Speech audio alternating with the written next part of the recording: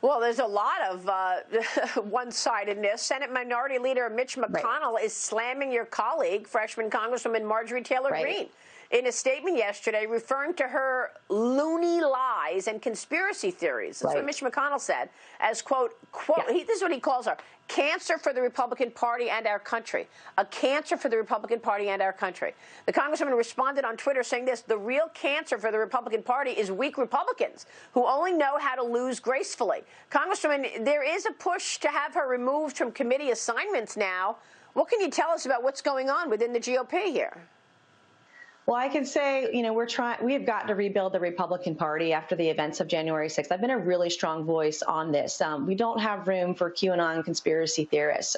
We don't have room to put ourselves in another constitutional crisis again. But there are crazies on both sides of the aisle. We've seen that.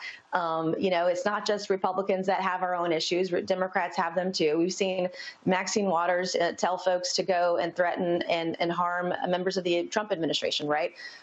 We've seen crazies on both sides of the aisle. We do have to, I think, address some of these issues. But, some of these things, and I'm learning about them today and this week too, were said before she was elected, and Georgia voters still elected her.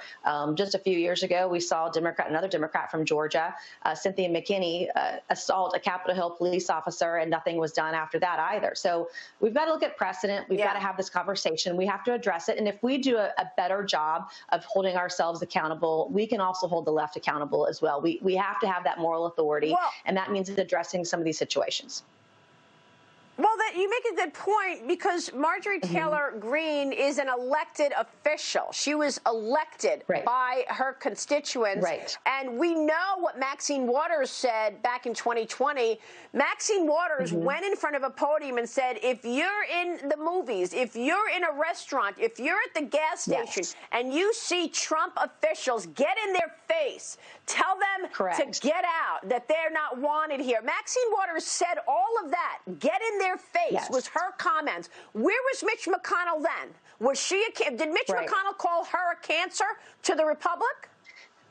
And then same thing with Democrats. They didn't hold their own accountable as well. I mean, there has been rhetoric on both sides of the aisle. It's been deeply troubling. This is one of the reasons we are where we are today. We've seen violence for the last year almost across the country.